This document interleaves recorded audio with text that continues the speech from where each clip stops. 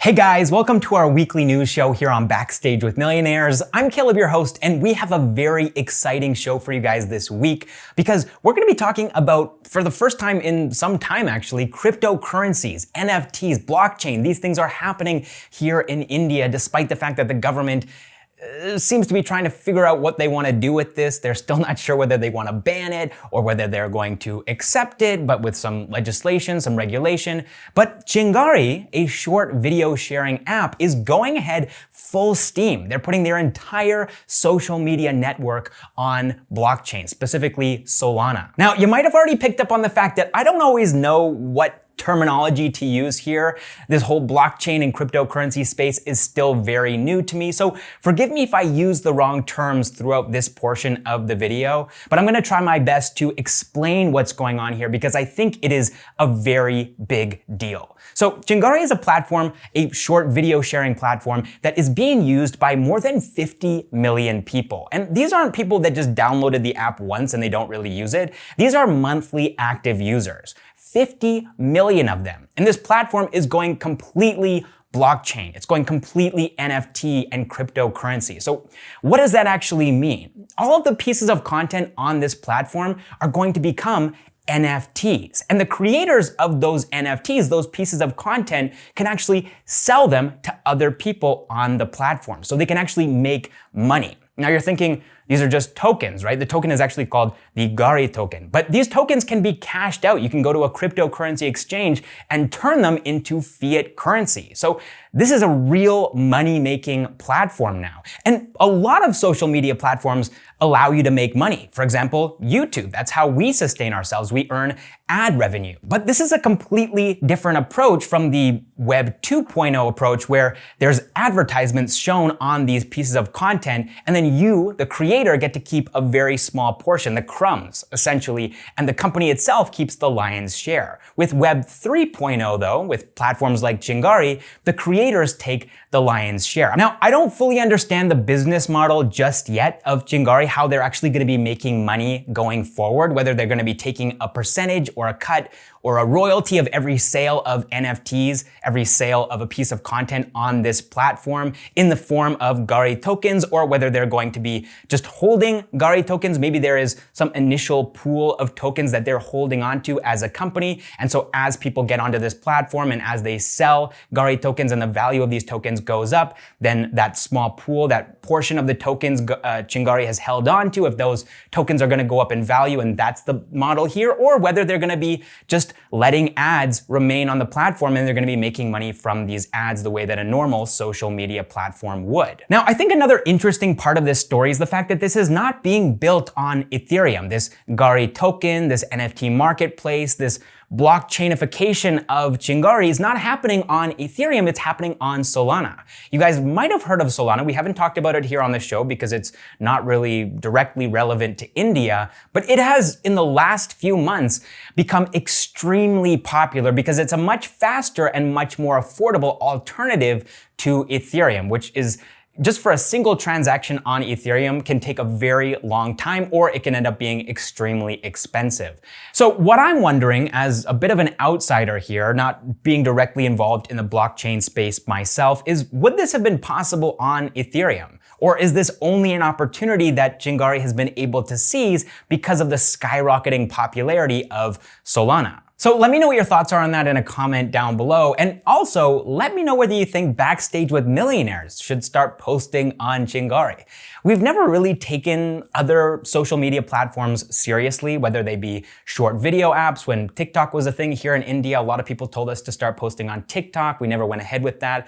We don't post much on Twitter or Instagram these days, honestly, or even Facebook, and we probably should. But now Chingari is actually on my radar. This is a platform that I'm taking seriously because they are innovating. This is very disruptive. This is something that I don't think has ever happened in India. I'm almost positive about that, but I don't even think this is something that's really happening outside of India, where social media platforms that have been around for some time. I mean, Chingari is a little bit new, but it's also not brand new. And they didn't start Chingari to become this blockchain, NFT, cryptocurrency, social media platform. They're now integrating all of this stuff. They're adopting it after the platform has already been around for some time and they already have 50 million users. So that part I think might be a first of its kind. Maybe it's something that's happened a couple of times around the world, but this is very unique. So yeah, really interesting stuff. I could keep talking about this for a long time, but we have to move on to the next news item here.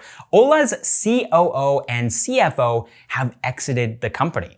Now, just to be clear, these executives submitted their own resignations, but I think that this is something that Ola asked them to do rather than firing them. Bhavish Agrawal said that this was part of a restructuring of management at the company, so it seems like this is all part of the plan. This is something that Ola needed to do to move forward. I'm not sure if that's because these executives didn't share the same vision that Bhavish Agrawal had for the company. It's hard to say because there's a lot of changes right now happening at Ola. They're going public in 2022. They just recently launched Ola Cars, which is a used car business. They're also getting into grocery delivery, which is really interesting. It's not the first time. They did try to get into grocery delivery in 2015, but they were competing neck and neck with Uber at that point, and so they couldn't really afford to diversify. They couldn't commit to that business, but now they're getting back into it after realizing how lucrative it is. Grofers, Big Basket, Swiggy is now in grocery delivery. Zomato is back in after taking a little break. They launched grocery delivery during the pandemic,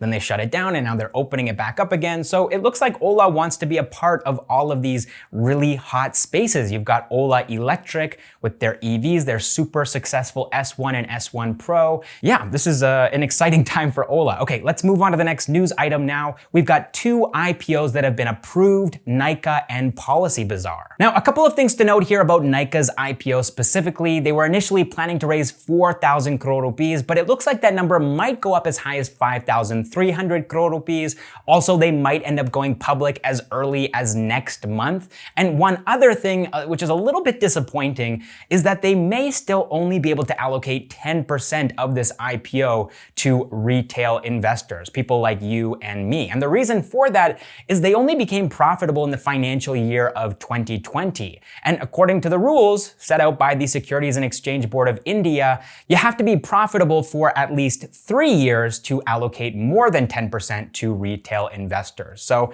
that's a bit of a disappointment. I'm not sure if they're going to be able to circumnavigate that or not. I would love to see that number increase and retail investors be able to participate more. But let me know in a comment down below whether you plan on participating in Nykaa's IPO or whether you're going to be saving your money for other IPOs, because there's a lot of IPOs on the horizon right now. All right, moving on to some acquisition news now. Good Glamm Group, which owns D2C beauty care brand MyGlamm, has acquired new age digital media company ScoopWhoop in a deal estimated to be worth 500 crore rupees. This is going to be Good Glamm Group's third acquisition this year after acquiring Baby Chakra and The Moms Co. So for those of you guys who don't know about ScoopWhoop, this is a popular digital media platform with more than 100 million users, and their content gets more than 1.5 billion impressions with a B, that's billion, every single month. So this is definitely going to help Good Glamm Group's content to commerce strategy moving forward. And I think it's worth mentioning too that ScoopWhoop will continue to operate independently under the Good Glamm Group brand. All right, moving on to some funding news now. I wanted to start off by highlighting a record that India's startup ecosystem has broken. For the first time ever in the third quarter of 2021, Indian startups raised more than $10 billion. Specifically, they raised $10.9 billion, and this is awesome. Congratulations to India's startup ecosystem. This is obviously why some people are saying that there is a bubble here right now, and some people are speculating that it might burst. But this is what happens. Once an investor dumps cash into a startup, its valuation increases, and that higher valuation encourages even more investors to jump in. So that's what we're seeing here. It is perhaps a bubble. It's hard to say. You never really know whether it's a bubble or not until it's burst. If it doesn't burst, then was it a bubble? I'm not sure. Leave a comment down below and let me know if you think this is a bubble, if it's going to burst, or whether this is just the new normal. All right, next up in the funding news, online pharmacy unicorn PharmEasy has raised nearly $350 million. Now, $204 million of this was in the form of primary shares, and between $130 and $140 million was in the form of secondary shares, and they raised these funds from a bunch of investors. I'm not gonna be listing them all off here. You can see their logos on this side of the screen, but they've raised these funds at a $5.6 billion valuation, which is a jump from their previous valuation of $4 billion in June of 2021. I also think it's worth mentioning that in the financial year of 2020, PharmEasy brought in 637 crore rupees in revenue, and they've also been making some pretty noteworthy acquisitions. You've got Midlife, Thyrocare, and Aknamid, all of which were acquired to strengthen their business. They've been diversifying a bit, and altogether they're trying to make their business a more attractive proposition for investors who plan to participate in this upcoming IPO, which may end up happening in 2021 or possibly the first chunk of 2022. All right, next up in the funding news, India's most polarizing fintech unicorn CRED has raised $251 million in a funding round led by Tiger Global Management and Falcon Edge Capital at a $4.01 billion valuation, which is a pretty big jump from their previous valuation of $2.2 billion in April. So in just 4 years, CRED has managed to onboard 7.5 million users onto their platform, which is significant when you realize that there are only 60 million credit cards in India total. And the total number of users is estimated to be about only 25 million because a lot of people have multiple credit cards. Now, as you guys probably remember, CRED grabbed headlines when it was revealed that CRED's revenues for the financial year of 2020 were only 52 lakh rupees, which is a minuscule number for a company with such a big valuation. But it looks like for the financial year of 2021, their revenues are going to go above 100 crore rupees. That's a 200x increase in their revenue. All right, next up in the funding news, electric vehicle infrastructure provider Sun Mobility has raised $50 million in a funding round led by Dutch energy and commodities trading company Vitol. So currently, Sun Mobility has 65 battery swapping stations across 15 Indian cities, but they're going to be using these funds to expand that number to 500 battery swapping stations across all of India's major cities by the end of 2022. All right, next up in the funding news, CredAble, which is a fintech startup focused on supply chain financing, has raised $30 million in a funding round led by Plutus Management and Oaks Asset Management. So last month, CredAble dispersed loans worth 3,500 crore rupees to more than 1 lakh small businesses, but they're planning to increase that number to 5,000 crore rupees per month by the end of the year. And they're going to be using these funds to build more innovative working capital solutions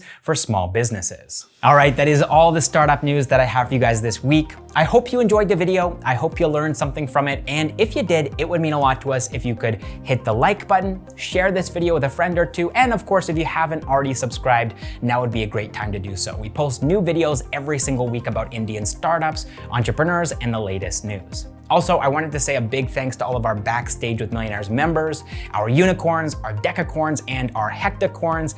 We've had a bit of a rough month when it comes to subscriber increase, when it comes to views, and of course, as a result, when it comes to ad revenue. So you guys are kind of acting as a cushion. We don't feel the impact of that as much, and we really appreciate the financial support that you're sending our way. And also, thanks to everybody who's been applauding our videos recently with super thanks. You guys are also awesome as well. I love seeing those comments with little financial amounts attached to them, whether they be US dollars, we've seen some Australian dollars, we've of course seen a lot of rupees. So all of you guys are awesome and we really appreciate it. But even if you can't afford to financially support what we do here, just the fact that you've made it this far in the video is plenty of help. Most people don't watch these videos through to the end, and so that actually hurts our analytics, but you guys are watching it through to the end. So if you're watching this right now, I'm saying an individual thanks to you too.